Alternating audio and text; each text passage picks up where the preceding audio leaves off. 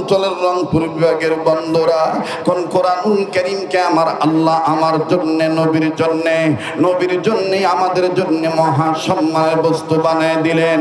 এই কোরআন সম্বন্ধে আমার আল্লাহ ডাক দিয়ে বললেন, নবীজি আমি রব্বে কাবা জানিয়ে দিলাম, এটা এমন একখান কিতাব, এই কিতাবের কাছে কোনো মানুষ যদি আত্মসমর্পণ করে আর ওই মানুষগুলি যদি পাপাচারে লিপ্ত থাকে, তারা যদি জুলুমাতের পথে আবদ্ধ হয়ে যায়, নবী গো আমি রব্বে কাবা এই কিতাবের মাধ্যমে বিশ্ব মানবতা যারা অন্ধকারের পথে নিমজ্জিত, এই জুলুমাতের পথে যারা আবদ্ধ হয়ে আছে, আমি আল্লাহ রব্বুল আমিন এই কোরআনুল কারীমের মাধ্যমে, এই কিতাবখানার মাধ্যমে তাদেরকে আলোর পথ ইসলাম দেখায় দেব। ধরে কোন সুবহানাল্লাহ। কিতাবুন আনজালনাহু ইলাইকা লিতুখরিজান নাসা মিনাল যুলুমাতি ইলান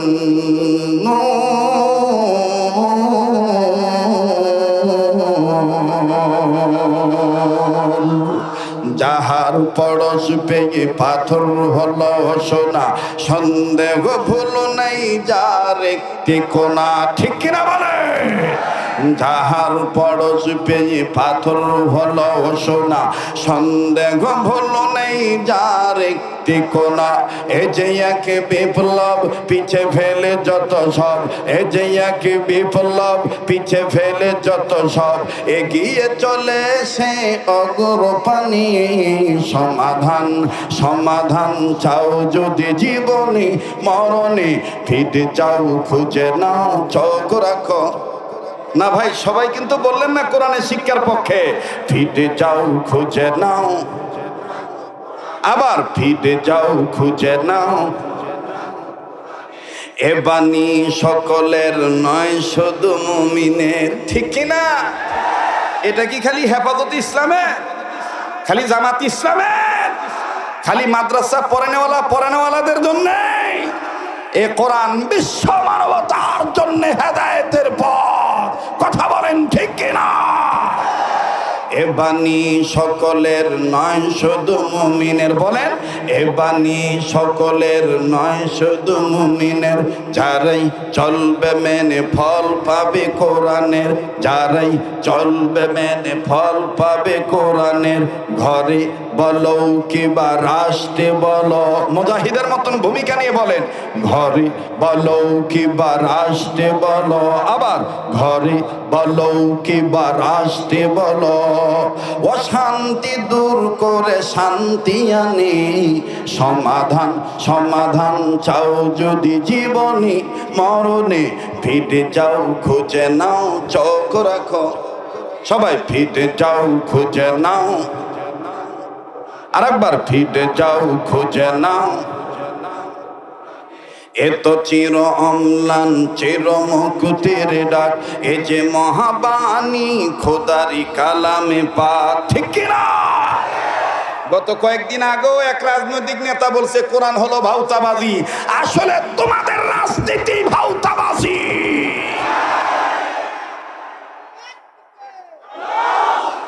আমি ওই দলের নাম নেব না, আমরা গরিব মানুষ বাবা, অত বড় লোক দলের নাম নিতেও পারি না।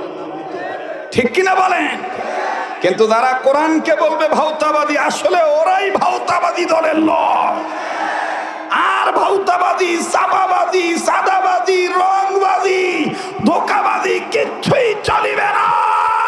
বাংলার টেকনাফ থেকে তেতুলিয়া, রূপসা থেকে পাতুরিয়া, প্রত্যেকটা জায়গায় কোরআনের আন্দোলন, কোরআনের শিক্ষা দীক্ষাই চলবে।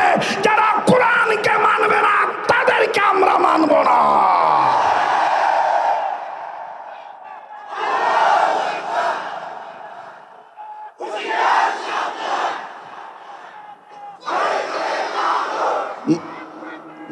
মোহতারাম হাজিরিন, কষ্ট হচ্ছে আপনাদের? বেজার হইতেছেন আপনারা? আবার বলেন তো দেখি বিষয়টা জানি কি? কাপড় আছে, মানুষ আছে। বাবা রাগ করলেন নাকি? মানুষ আছে, কাপড় নাই। কাপড় আছে, দেখেন বাদান কেমন কথা। কাদের কাদের ভিতরে মামার বন্ধুগণ কারা মানুষের ওপর বাজান রে তাদের কাপড় নাই, আর কাদের কাপড় আছে তাদের মধ্যে মনুষ্যত্ব নাই, মানুষের চরিত্র তাদের মধ্যে নাই। বাবাজি লম্বা আমি করব না, পবিত্র কোরআনুল কারীমের শিক্ষা দীক্ষা গ্রহণ করবে যারা, দুনিয়া আখিরাতে সম্মানিত হবে তারা। বন্ধ লম্বা করার কোনো সুযোগ নেই। এই জায়গায় ওলামা ইকরাম বসা আছেন। ছোট্ট আকারে একটা ঘটনা আমি আপনাদেরকে শোনায় দিই বাবা। কোরআন কারীমের শিক্ষা গ্রহণ করলে জমিনের নিচেও বাদান, জমিনের উপরেও বাদান সম্মানিত হবেন। কেমনে সম্মানিত হবেন? কেমন করে বাজান জীবন আপনার পরজীবন, ইহজীবন পরজীবন আলোকিত হবে ভাইজান।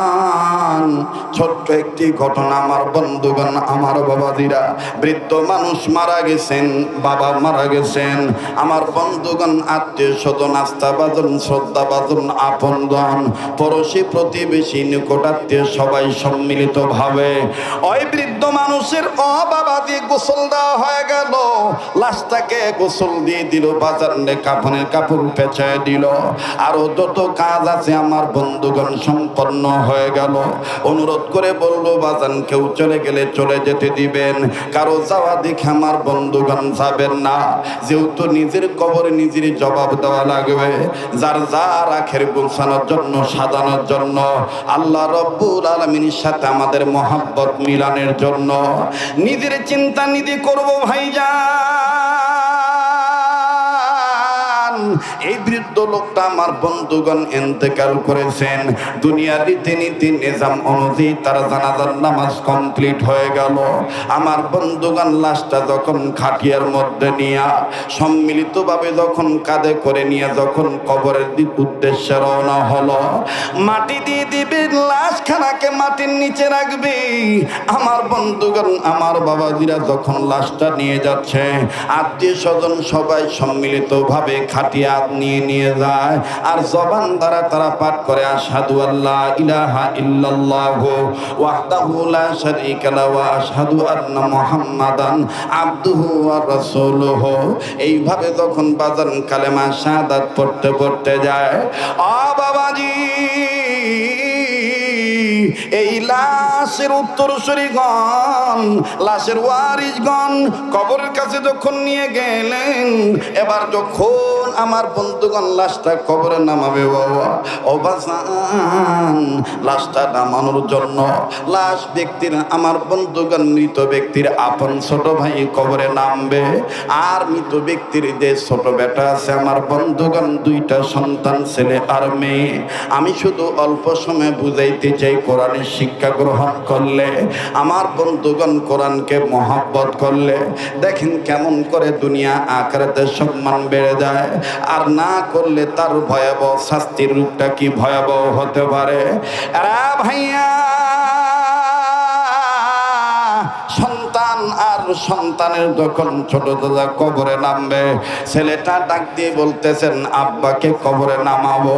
আমার বন্ধুগণ লাশটাকে নামানোর জন্য যখন লাশটা সবাই ধরলো, ধরিয়া যখন আমার বন্ধুগণ কবরের দিকে নামাবে, সম্মিলিত কণ্ঠে সবাই যার যার মতন মাটি নিতেছে। আমার বন্ধুগণ মাটি নিয়ে যখন পড়া শুরু করলো, মিনহা খলাকনাকুম ওয়া ফিহা নুঈদুকুম ওয়া মিনহা নুখরিজুকুম তারাতান উখরা। এইভাবে যখন আমার বন্ধুগণ দোয়া কালামা যখন পাঠ করা শুরু করলো, হঠাৎ করে বেটা ডাক দিয়ে বলতেছেন চাচাজি, ও এলাকার মুরব্বী উলামা ইকরাম শ্রদ্ধাভাজন ব্যক্তি, আমার আব্বার লাশ নামায়েন না। আপনারা তো অনেকেই কবরটা খেয়াল করে দেখেন নাই, আমার কাছে কেমন জানি কবরটা ভয়ঙ্কর মনে হইতেছে। কি ভয়ঙ্কর তোমার কাছে কেমনে মনে হলো? ছেলেটা কান্দার ডাক দিয়ে বলতেছেন চাচাজি, কবরের ডাইন সাইডে দেখছেন কিনা গর্তখানা আপনারা দেখতেছেন কিনা? বলে বাবার এরকম কবরের মধ্যে মাটি খনন করলে বিভিন্ন সাইড কর্নারে উত্তর দক্ষিণ পূর্ব পশ্চিমে গর্ত থেকে যায়। এটা তেমন এমন কোনো ভয়ের কারণ নাই। ছেলেটা ডাক দিয়ে বলতেছেন, ও চাচাজি, আমি আপনার কথাটা মানতে পারলাম না চাচা। এই কবরের এই গর্তটা দেখে কেমন জানি সন্দেহ বেড়ে গেল। আমি আমার আব্বাকে কবরে নামাইতে পারবো না, আমি আমার বাবাকে কবরে নামাবো না। আগে আমি গর্তটা চেক করে দেখব কিসের গর্ত। আরে বাবাজি, ছেলেটা নিজে নিজে নিজের আবেগ প্রকাশ করে আর ডাক দিয়ে বলে, যে সোনার বাপ আমার, আমি ঘুমাইলে আমার যেন মশায় না কামড় দেয়, আমার জন্য মশারি টাঙায় দিত, আমার জন্য আমার বাবা কয়েল কিনে এনে কয়েল ধরায় দিত, ওই বাবার এই কবরে রাখবো। এই কবরে আমি ভয়ঙ্কর একটা গর্ত দেখতে পাচ্ছি। এলাকার লোকেরা ডাক দিয়ে বলতেছে যে ও তো একটা মাত্র বেটা, কেমন গর্ত দেখলো, আগে তাকে পরিষ্কার হইতে দাও, ওর কথার আগে মানি নেও, তারপরে লাশটা কবরে নামাবো। এইবার লাশটা উপরের দিকে রাখিয়া আমার বন্ধুগণ, এই ছেলেটা যখন সাধারণ একটা কাঠি নিয়া গর্তের কাছের মাটি যখন সরাইল, ভাইজান জীবনে শুনছেন কিনা জানি না, তবে এক সময় এই কিতাবটা অনেকের ঘরে থাকছে, এক সময় বাজান অনেকেই কিতাব মোতালা করেছেন। এখন আবার এই কিতাব নতুন আকারে বাজান মাওলানা তারিক জামিল দামাত বারাকাতুল্লাহ আলিয়া, তিনি সুন্দর করে যুব সমাজকে কবর আযাব থেকে বাঁচানোর জন্য, আমার বন্ধুগণ দুনিয়া আখিরাতে সম্মানিত হওয়ার জন্য তিনি সুন্দর করে বলে দিয়েছেন। কিতাবটার নাম হলো চোখে দেখা কবরের আযাব। আমার ভাইরা, কেউ কোনো দিকে তাকাইবেন না। জীবনের শেষ বয়ান মনে করে বয়ান করছি, একটু পরে মারাও দিতে পারি। ভাইজান, কারো দাও দেখে কেউ যাবেন না বন্ধু। ছেলেটা কান্দার ডাক দিয়ে কয়, কাকা, আমি আমার আব্বাকে কবরে নামানোর আগে আমি গর্তটাকে চেক করে দেখব। এইবার বচ্চ মানুষ, অবাদান বালক ছেলে, নওজোয়ান যুবক সন্তান সাধারণ একটা কাঠি নিয়ে যখন কবরের সাইটের মাটিটা সরাইলো, গর্তের সাইটের মাটিটা সরাইলো, মাটিটা সরানোর সাথে সাথে আমার বন্ধুগান বিষাক্ত একটা সাপ এমন ভাবে ফনা তুলে সামনের দিকে চলে আসলো। ছেলেটা একটা লাফ দিয়া বাজান কবর থেকে উঠে গেল। ছেলেটা ডাক দিয়ে কয়, কাকা, আমার আব্বাকে আমি কবরে শোয়াইতে পারবো না। ও বাবা দি, সাপ একবার সামনের দিকে যায়, আর একবার পিছনের দিকে নিয়ে যায়, একবার সামনে যায় আর একবার পিছনের দিকে বাদান যখন রিটার্নে যায়, লোকটা কান্দে, ছেলেগুলি কান্দে, লোকগুলি কান্দে, ছেলেটা কান্দে। হায় হায়, কি হইল এই কবরের কোন তাৎক্ষণিক নগদ সাপ দেখা যায়। এতদিন শুনেছি মাটি দেওয়া হয়ে গেলি, এরপরে বান্দার আমল অনুযায়ী বান্দার গুনাহ হিসাবে আযাব গজব শুরু হয়ে যায়। কিন্তু এই লোকটার কি এমন হয়ে গেল? ছেলেটা ডাক দিয়ে কয়, কাকা গো, আপনাদের হাতে ধরি পায়ে ধরি, আমার আব্বাকে আপনি কবরে নামাইবেন না। প্রয়োজন বোধে আমার আব্বা জানকে আর একটা কবর খনন করে দেন, আর একটা কবরে রাখেন। এই কবরে যত সাপ দেখা গেছে, আব্বাকে এই কবরে শোয়াইতে পারবো না। আর ভাইয়া, এইবার সিদ্ধান্ত অনুযায়ী উলামায়ে কেরাম সিদ্ধান্ত নিয়ে নিলেন, দ্বিতীয় আর একটা কবর আমার বন্ধুগণ খনন করা হলো। দ্বিতীয় কবর যখন, ও চাচাজি, দ্বিতীয় আর একটা কবর খনন করেন, আমি আমার আব্বাকে ওই জায়গায় শোয়াবো। এই প্রথম কবরে আমি আমার আব্বাকে আমি শোয়াইতে পারবো না, যেহেতু এই কবরে সাপ দেখা গেছে, আমি আমার আব্বাকে কবরে শোয়াবো না। আরে ভাইয়া, দ্বিতীয় কবর যখন বাদান খনন করা হইল, দ্বিতীয় কবরের মধ্যে যখন আবার বাপকে রাখবে, বাবাকে যখন দ্বিতীয় কবর আমার বন্ধুগণ শোয়াবে, ছেলেটা আবার ডাক দিয়ে বলতেছেন, মুরব্বীরা, মনে যদি কিছু না নেন, আমি কবরটা একটু চেক করতাম। আমার আব্বাকে আমি কবরে শোয়াইতে দেই নাই, ওই কবরে শোয়াইতে দেই নাই, আর একটা কবর খনন করাইছি। আমি আমার আব্বাকে ভালোবাসি, আমার আব্বাকে আমি অনেক ভালোবাসি, আব্বাকে আমি এই জায়গায় কবরে রাখবো না, যেই জায়গায় সাপ দেখা গেছে আমি ওই জায়গায় রাখবো না।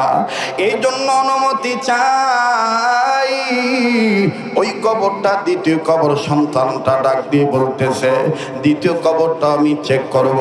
এবার সন্তান, নিজের সন্তান, আমার বন্ধুগণ সন্তান, আমার বন্ধুগণ পুত্র সন্তান যখন দ্বিতীয় কবরটাও চেক করলো, নজর করে দেখতে পায় আগের কবরে একটা গর্ত ছিল, এখন দেখতেছে আমার বন্ধুগণ এই কবরে 2-3টা গর্ত দেখা যায়। ছেলেটার মনে আবার ভয় ঢুকে গেল। ভয় ঢোকার পর ছেলেটা ডাক দিয়ে বলল, আমি আবার চেক করে দেখি।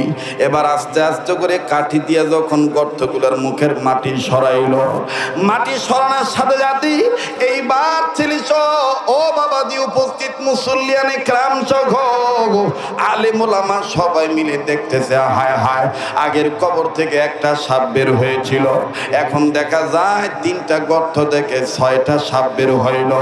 প্রত্যেকটা কবরে 2টা করে সাপ। আর এমন ভাবে তাদের বিষাক্ত হাড়ে ফোনা তোলে, এমন ভাবে তারা নিঃশ্বাস ছাড়ে, কেমন জানি আগুনের মতন বের হয়, আবার যখন সাপ ভিতরে ঢুকে আগুনের মতন আবার পিছনে চলে যায়।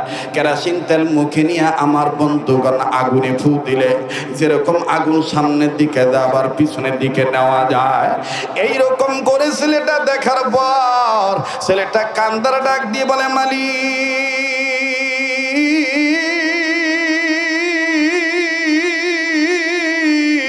ও আমার আল্লাহ, দেন না একটা ডাক, দেন না, মায়া লাগায় বলেন না আল্লাহ, আওয়াজ দিয়ে বলেন না আল্লাহ। আমার বন্ধুগণ ছেলেটা ডাক দিয়ে বললেন, আল্লাহ, জানি না আমার আব্বার কি পাপ আছে, এই পাপের শাস্তি হিসাবে মনে এইভাবে কবর দেশে সাপ দেখার। আল্লাহ গো, আমি সন্তান হিসেবে বলতেছি আমার বাবাকে মাফ করে দেন।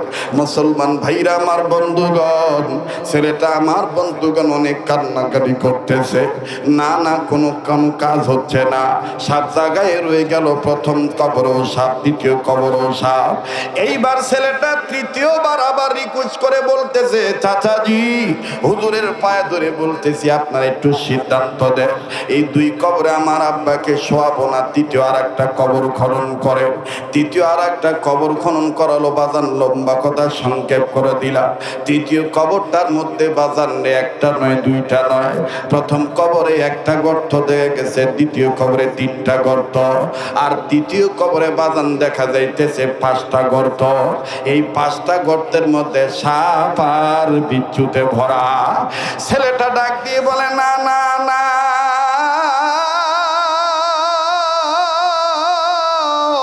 আমি বেটা বেঁচে থাকতে আমার আব্বাকে আমি এইভাবে আযাবের মধ্যে দিতে পারি না।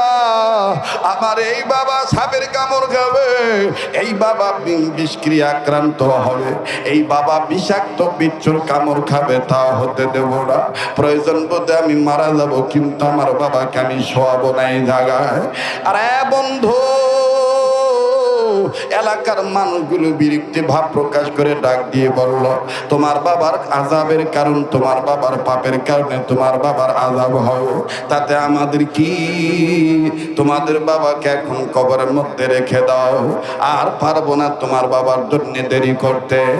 অবাদান ছেলেটাকে 2-3 জন মিলে ধরলো, ধরে আমার বন্ধুগণ এক পর্যায়ে যখন আটকাইলো, লাস্টার ওয়ারিশ হিসাবে ছোট ভাই, আপন ছোট ভাই, মৃত মানুষের ছোট ভাইটা ডাক দিয়ে বলতেছে, ঠিক আছে, আমার ভাইকে যে কবরে শোয়ানো দরকার শোয়ায় দেন, এটা আল্লাহর ব্যাপার আর আমার ভাইয়ের ব্যাপার, আমার ভাইটাকে আর দেরি করতে দেব না, আর ভাইটাকে দাফন কাফনের জন্য আর সময় নেব না। আরে বন্ধু,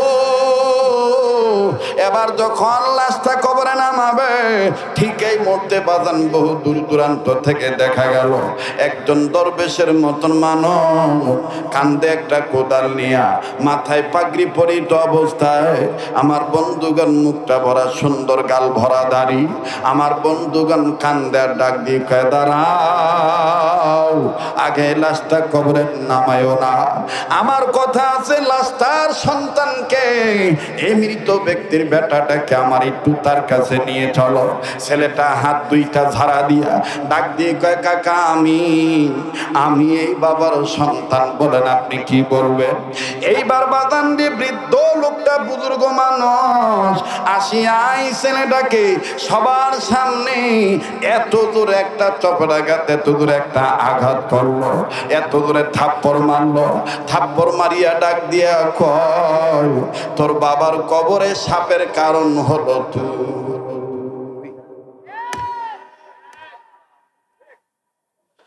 তোর বাবার কবরে সাপের কারণ হলো তুই।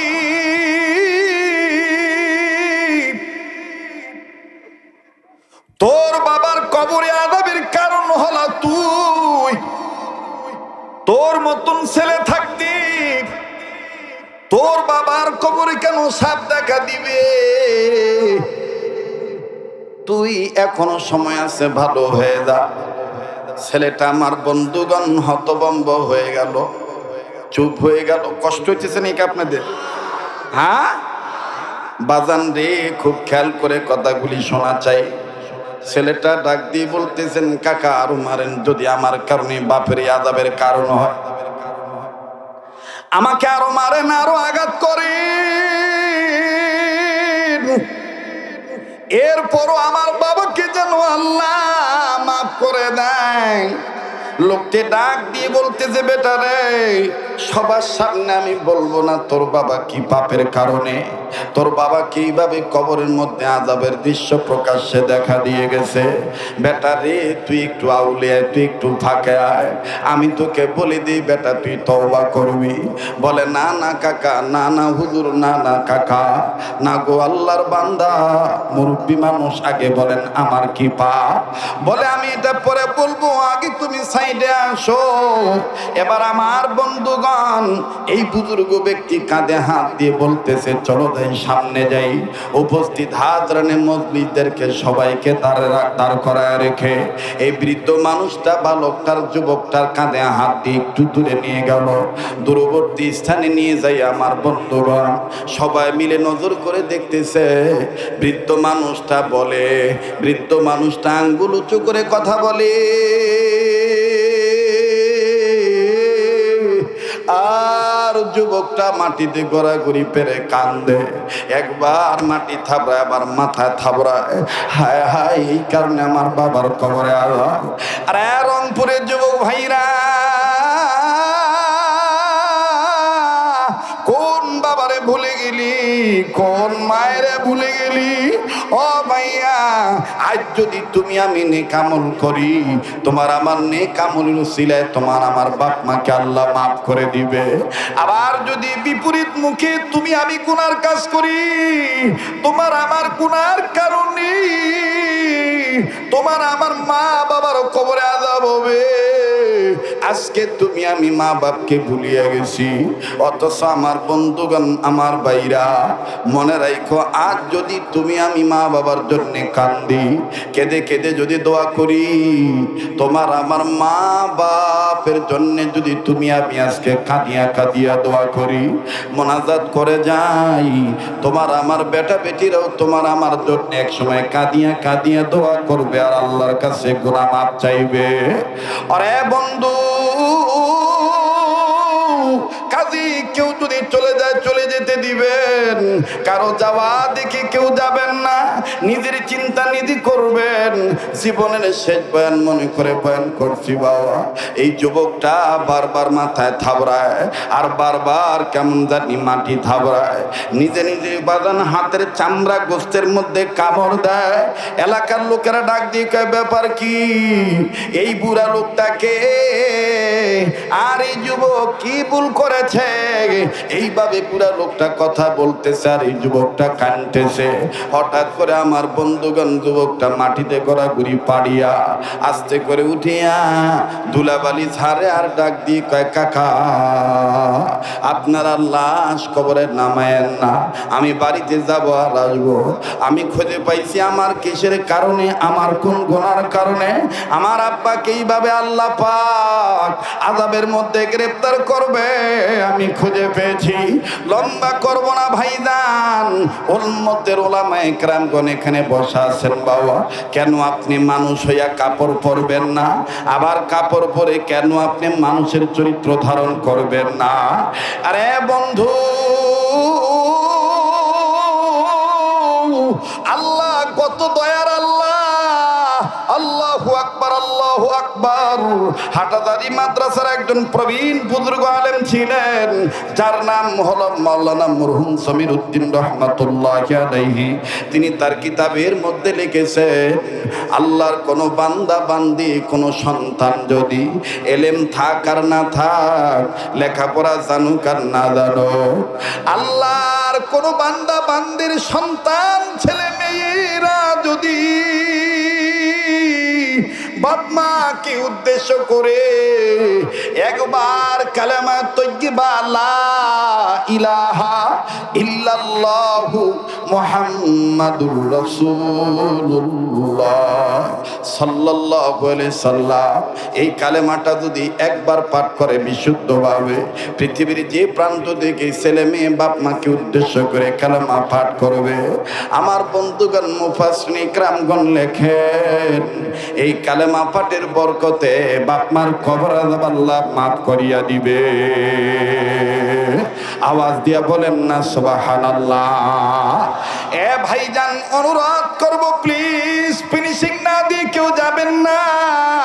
আমি দেখতে পাচ্ছি চতুর্দিকে নূর আর নূর দেখা যায়, নাকটার মধ্যে কেমন জানি আল্লাহ ওয়ালাদের ঘ্রাণ পাওয়া যায়। আমার বন্ধুগণ, আল্লাহ তাআলা আজকের দোয়া ফিরে দিবে না। একটু গভীর মনোযোগী হয়ে শোনা চাই বন্ধু। আল্লাহু আকবার, আল্লাহু আকবার। এই ছেলেটা একটা দৌড় মেরে বাড়িতে চলে গেল। বাড়িতে চলে গেল, ছোট চাচা ডাক দিয়ে বলে তার পিছনে পিছনে আমিও যাই। এবার ছোট চাচাও বাজান যখন তার পিছনে পিছনে গেল, চাচা যাইতে যাইতে ভাতিজাটা ঘরের ভিতরে ঢুকে, আমার বন্ধুগণ ভিতরে দিয়া দরজার খিল লাগিয়ে দিয়েছে, জানালার পাল্লা দুইটার সিটকানি লাগিয়ে দিয়েছে। চাচা ডাক দিয়ে বলে, মালিক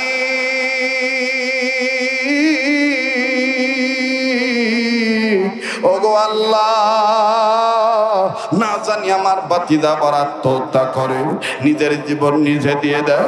চাচা যখন এইভাবে কান্দে, অনেকক্ষণ আমার বন্ধুগণ কোনো সারা শব্দ নাই।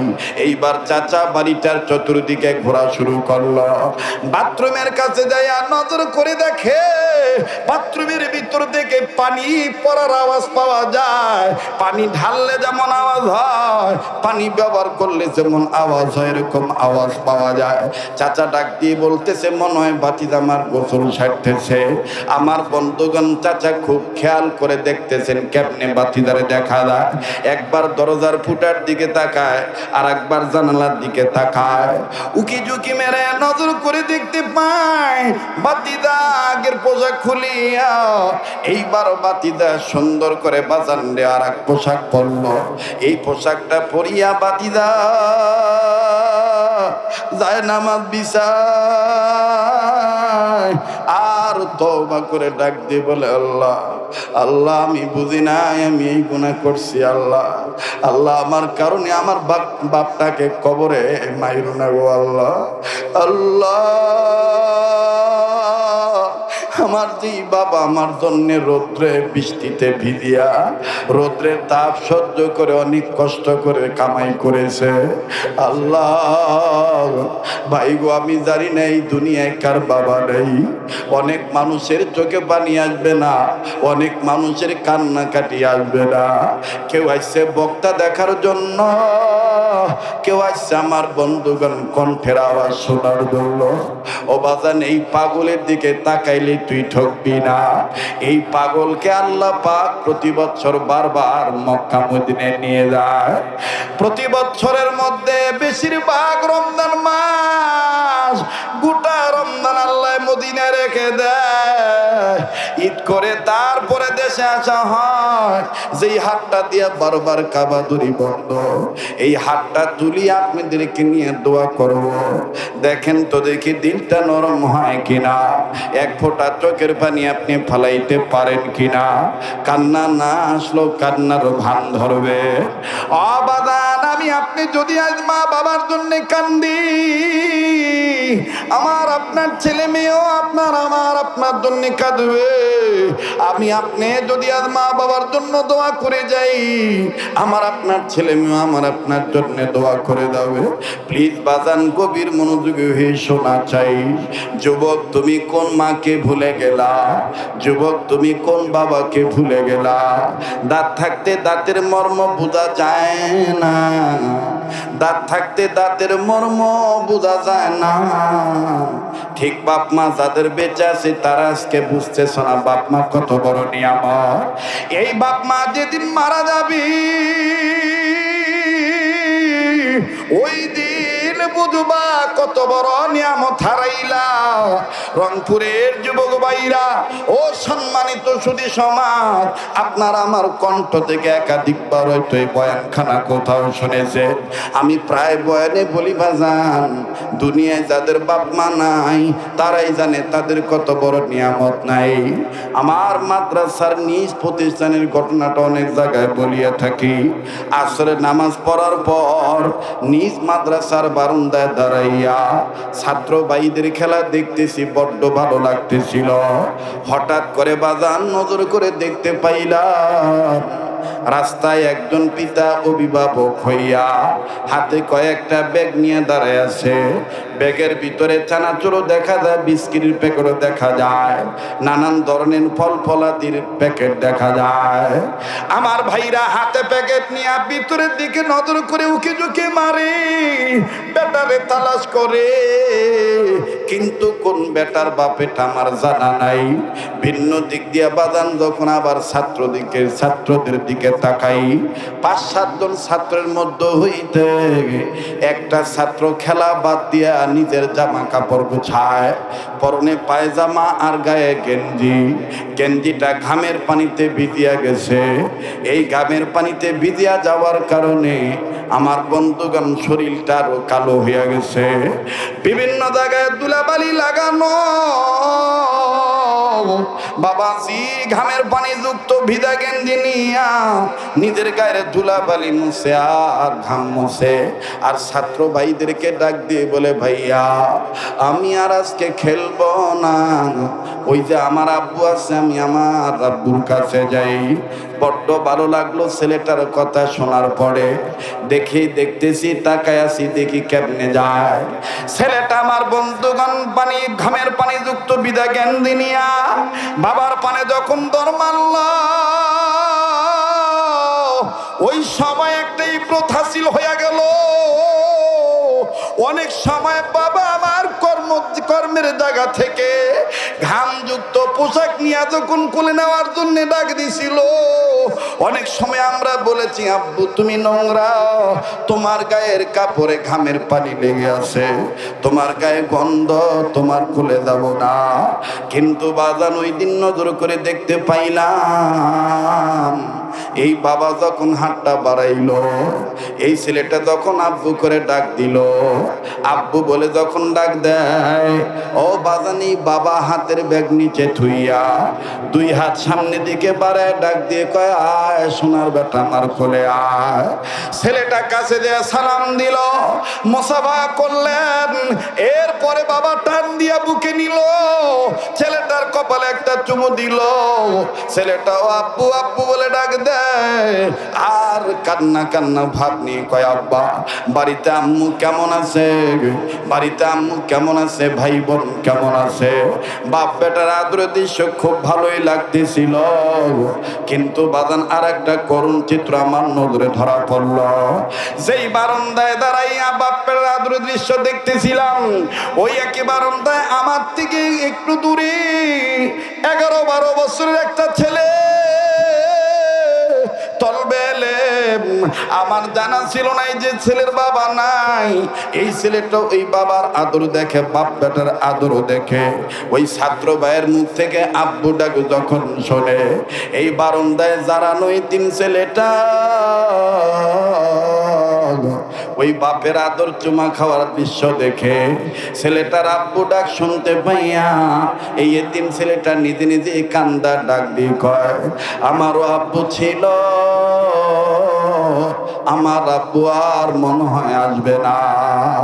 ওর কান্নার আওয়াজ যখন আমার কানে আসলো, কাছে যায় ডাক দিয়ে বললাম, বাবা তুমি কাঁদো কেন? তোমার কি আব্বু নাই? এই বালক ছেলে কান্দার ডাক দিয়ে কয়, হুজুর আমার আব্বু ছিল, 2 মাস আগে আমার আব্বু রোড অ্যাক্সিডেন্টে মারা গেছে। আজ তুমি কেন কান্দো বাবা আমার, বলো। ছেলেটা কান্দার ডাক দিয়ে কয়, হুজুর এই ভাইয়ার আব্বার আদর দেখে আমার আব্বুর কথা মনে হয়ে গেছে। হুজুর আমার আব্বু তো এই ভাইয়ার আব্বুর মতো, আমাকে নিতে আসতো, হুজুরদের কাছে বলে বাজারে নিয়ে যাইতো, কত কিছু কিনে দিত। হুজুর এই ভাইয়ার আব্বুর আদর দেখে আমার আব্বুর কথা মনে হয়ে গেছে। অবাদান আজকে 2-4 দিন হয়ে গেছে উত্তরাঞ্চলের সফরে এসেছি। বাড়িতে তো আমারও সন্তানরা আছে। গতকালকে রাত্রে আমার মেয়েটা নাকি সারা রাত্র ঘুমায় নাই। আমার বন্ধুগণ বিবি আমাকে ফজরের আগে আজানের পরে যখন আমার বন্ধুগণ রেস্টের দিকে যাব, নামাজের প্রস্তুতি নিতেছি, এরপরে রেস্টে যাব, বাসা থেকে ফোন আসছে, নেন আপনার মেয়ের সাথে কথা বলেন, আপনার মেয়ে আজকে খায় নাই।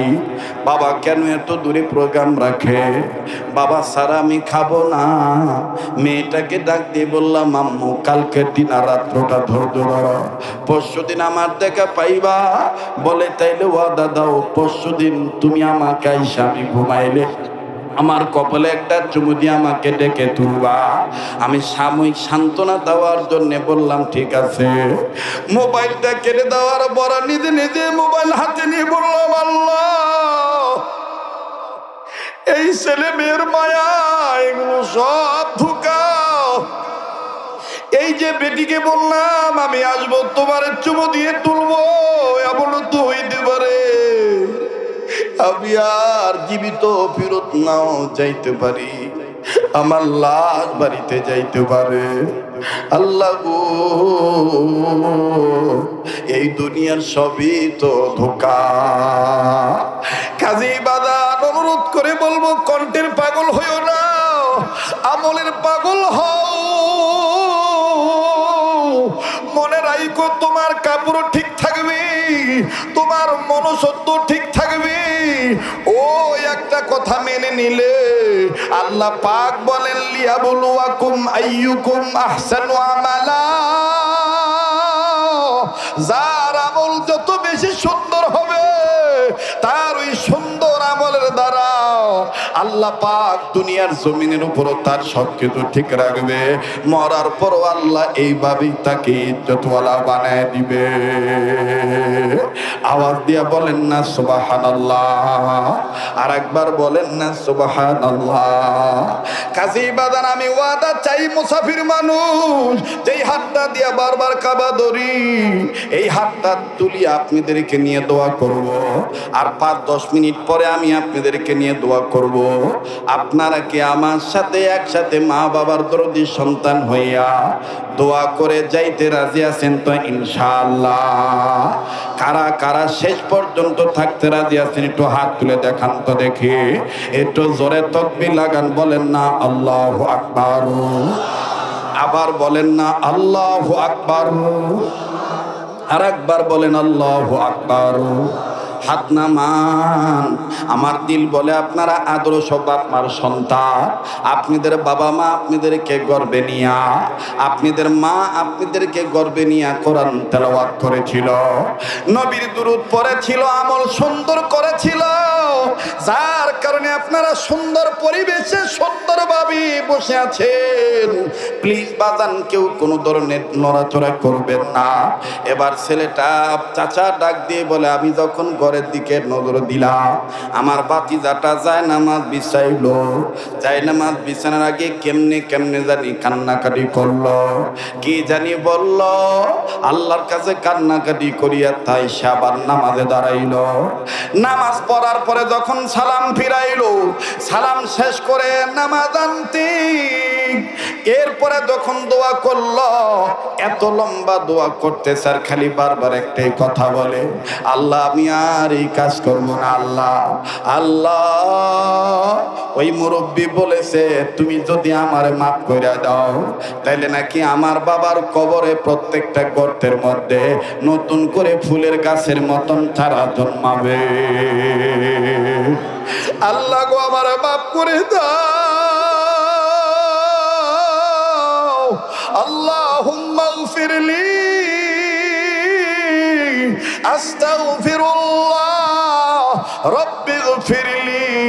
বাইরে কার কি গুনাহ আছে জানা নাই, মায়া লাগা আল্লাহর কাছে একটা ডাক দিয়ে বলেন না আস্তাগফিরুল্লাহ, বলেন না আস্তাগফিরুল্লাহ, আবার বলেন না আস্তাগফিরুল্লাহ। মুসলমান ভাইরা আমার বন্ধুগণ, ছেলেটা বারবার বলতেছে আল্লাহ তুমি আমাকে মাফ করে দিলে মাফের নিদর্শন আমি কবরে যেয়ে দেখতে পাবো, আর যদি মাফ না করো আমি ওই সাপই দেখতে পাবো। এইভাবে ছেলেটা কান্দে আর কান্দে আর ডাক দিয়ে কয় আল্লাহ আমি আর এই কাজ করব না, আল্লাহ আমি আর এই কাজ করব না। এরপরে ছেলেটা যখন মোনাজাত শেষ করলো, মোনাজাত শেষ করে যুবক সন্তান কবরের কাছে আসলো। আমার ভাইরা আসিয়াই যখন কবরের দিকে নজর দিল, নজর দিয়া বাদান রে এই ছেলেটা কবরে নজর দিয়ে দেখতে পায় যেই যেই কবরে যে যে স্থানে গর্ত, সাপের গর্ত দেখা গেছে, ওই ওই জায়গায় কেমন জানি ফুল গাছের চারা দেখা যায়। আওয়াজ দিয়ে বলেন না সুবহানাল্লাহ। আমল দিয়ে কবর গৃহ সাজায় নিতে হয়, আমল দিয়ে কবর গৃহ সাজায় নিতে হয়। কবর জায়গা ভালো নয়, কবর বলেন কবর জায়গা ভালো নয়। কবর ওরে 6 দিন পরে নখ খসে যাবে, 9 দিন পরে চুল। কবর গৃহের সামান নিতে কইরো না কেউ ভুল। আমল দিয়ে কবর গৃহ সাজায় নিতে হয়, আমল দিয়ে কবর গৃহ সাজায় নিতে হয়। কবর জায়গা ভালো নয়, কবর জোরে করেন আল্লাহু আকবার। এবার যখন প্রথম কবরে দেখলো বাদান রে ফুলের চারা গজায় গেছে, সাপ নাই। ছেলেটা কবরের মাটিটা একটু ধরিয়া নাকের কাছে নিয়ে দেখে এমন গ্রান পাওয়া যায় যা কোনোদিন শেষ পায় নাই। ছেলেটা এবার ডাক দিয়ে বলতেছেন দ্বিতীয় কবরটায় যাইয়া দেখি। দ্বিতীয় কবরও যাইয়া দেখতেছে আমার বন্ধুগান সেখানেও ফুল গাছের চারা দেখা যায়। ছেলেটা এবার তৃতীয় কবরস্থানে গেলে তৃতীয় কবরের জায়গা দেখতেছেন, তৃতীয় কবরের জায়গায় তো বাজান এরকম চারা দেখা যায়। ওই বুড়াটা ডাক দিয়ে কয় বাবা তোমাকে আল্লাহ মাফ করে দিছে, তুমি যদি ওই গুনাহটার না করো, এই তওবার উপর যদি তুমি ঠিক থাকো, বাবা তোমার আগে কাপড় ছিল, তোমার ভিতরে মনুষ্যত্ব ছিল না, বাবা তুমি এখন নতুন করে কাপড় পরে আসছো, মনুষ্যত্ব তৈরি করে এসেছো, বাবা তোমার কাপড় আছে, তুমি মানুষ আছো। বাবা আমি তোমাকে বলে যাচ্ছি শুনে নাও, এই এলাকার যেখানেই তোমার বাবাকে মাটি দিবা সে জায়গায় আল্লাহ পাক তোমার বাবার কবর জান্নাত বানায় দিবে। এলাকার মুরব্বীরা এবার ডাক দিয়ে কয় রাখেন রাখেন, লোকটাকে কবর পরে দিবেন, আগে আমাদেরকে বলতে হবে কি এমন পাপ সে করেছিল যেই পাপের কারণে তার বাবার কবরের কম শাস্তি হওয়ার কথা ছিল। আপনারাও কি সেই কথাটা শুনবেন নাকি? কথা কয় না, শুনবেন নাকি? বাজান আজকের আলোচ্য বিষয়বস্তু বলেছিলাম কাপড় আছে মানুষ নাই, মানুষ আছে কাপড় নাই। ওয়া ইন্নাহু লাযিকরুল্লাকা ওয়া লিকাউমিকা ওয়া সাওফা তুসআলুন। মুসলমান ভাইরা আমার বন্ধুগণ, খুব খেয়াল করে কথা শোনা চাই। এবার মুরব্বী ডাক দিয়ে বলতেছেন কারো গুনার কথা স্বীকার করা জায়েজ নাই, মানুষকে বলার কোনো পারমিশন নাই, নবীজি নিষেধ করে দিয়েছে। বলে না না, নিষেধ করেছেন নবীজি, কিন্তু আমাদের মধ্যে তো এই ভুল থাকতে পারে, আমরা ওই তওবাকারী হওয়ার জন্যে আমরা তারই কথা শুনতে চাই। আমার বন্ধুগণ, ছেলেটা ডাক দিয়ে বলতেছেন কাকা আমি মুখে বলবো না, আমি চিঠির মাধ্যমে কথাটা লিখে দেব, যেটা আপনাদেরকে ইমাম মহোদয়গণ আলেম সমাজগণ জুমার বয়ানে বলে দিবে, আপনারা সংশোধন হয়ে যাবে। তবে আমি এটা মুখে বলতে পারবো না। ইমাম সাহেব হুজুর উলামায়ে কেরাম বুজুর্গানের দিনগণ ডাক দিয়ে বলল ঠিক আছে তুমি তাইলে কাগজে লিখে দাও।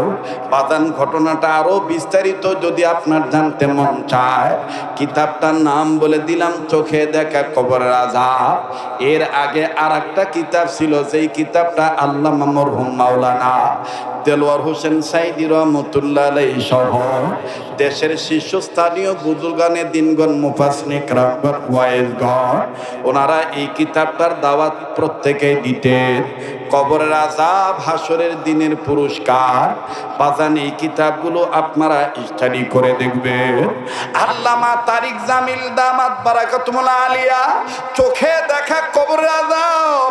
এ বাবাজি, এই ঘটনার অনুকরণে কোরআন হাদিস থেকে যাচাই বাছাই করে সুন্দর করে আমিও একটা কিতাব লিখেছি, মৃত মানুষ কথা বলে।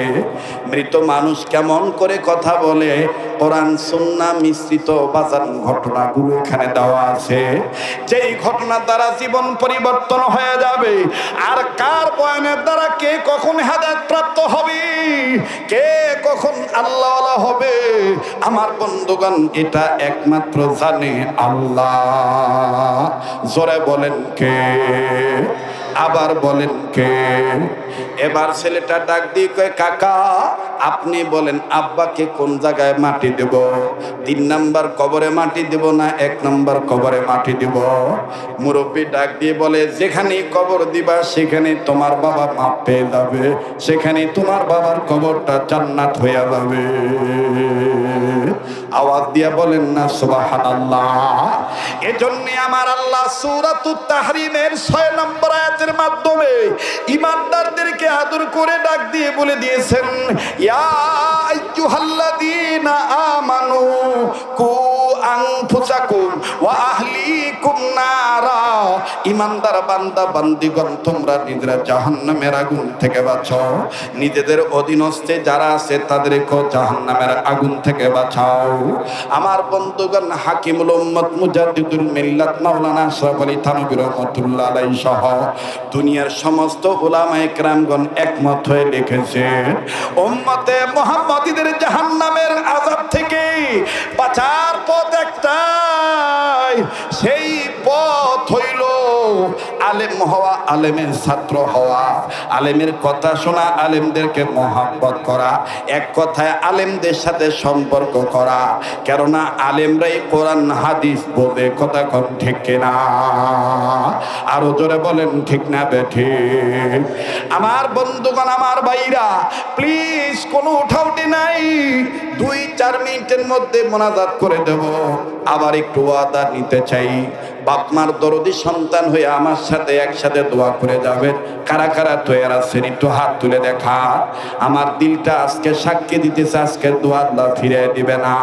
দেখেছি মুরব্বীরা কেঁদেছে, যুবকেরা কেঁদেছে, আলেমরা কেঁদেছে। মায়া করে আরেকটা ডাক দিয়া বলেন না আল্লাহু আকবার, আবার বলেন না আল্লাহু আকবার। হাত নামান। আমার বন্ধুগণ, আমি 2 মিনিটে ছোট্ট একটা আবদার করব। এই আবদারটা হলো এই ময়দানে এই মাহফিলটা প্রতি বছরই বাজার অনেক ওলামায়ে কেরামরা করে। এই মাদ্রাসার উদ্যোগে মাহফিলটা হয়েছে, আপনারা খুশি না বেজার? আবার বলেন খুশি না বেদার? আরে বন্ধু, যদি খুশি হয়ে থাকেন, এই মজলিসে, এই স্টেজে, কাছে দূরে অনেক বাপ ভাই এখানে বসা আছেন, তিনি বন্ধুরা, ছোট্ট একটা আবদার করব, যেই কোরআনুল কারীমের শিক্ষা দীক্ষা গ্রহণ করলে কাপড়ও ঠিক থাকবে, মনুষ্যত্ব ঠিক থাকবে, উপরও ঠিক হবে, ভিতরও ঠিক হয়ে যাবে। এই কোরআনের পারার সংখ্যা 30 পারা। এই 30 পারা কোরআনকে মহাব্বত করিয়া এই ময়দানে আমি দেখতে চাই, বাজান এমন কোন মায়ের সন্তান আছে এক পারা কোরআনকে ভালোবেসে, কোরআনকে মহাব্বত করি, এক পারার কোরআনের পক্ষে 1000 টাকার নগদ আমার হাতে দিবেন বন্ধ। আল্লাহ পাক কবুল করবেন ইনশাআল্লাহ। দেখতে চাই আছেন না কেমন কোন বন্ধ? হুজুর, আমি আমার মা বাবা দরদি সন্তান হইয়া, আমার বংশের ময় মুরব্বীদের রুহের মাগফিরাত কামনা করিয়া আপনার হাতে 1000 টাকার নগদ দিয়ে দিলাম। আল্লাহ পাক কবুল করবেন ইনশাআল্লাহ। আছেন কোন বন্ধু? একটু কাছে আসতে হবে। আয় আল্লাহ, আপনার একজন গোলাম 1000 টাকার নগদ রব্বে কাবা আপনি কবুল করিয়া দেন, বলেন আমিন। আল্লাহ দানের খবর মদিনায় পৌঁছে দেন, বলেন না আমিন। ও রক্তে জিগার তলবে আজিজ মাদ্রাসার ছাত্র ভাইরা, তোমরা ওঠাউঠি করে পরিবেশ নষ্ট করবা না। বড়দের মজলিসে এসে দোয়া করিয়া যাইও, ভবিষ্যতে আল্লাহ তোমাদেরকেও বড় বানায় দিবে। বাজান 1000 টাকা এক পারা কোরআনকে মহব্বত করে দেওয়ার মতন কোন বন্ধু এখানে তৈরি আছেন? একটু দেখতে চাই।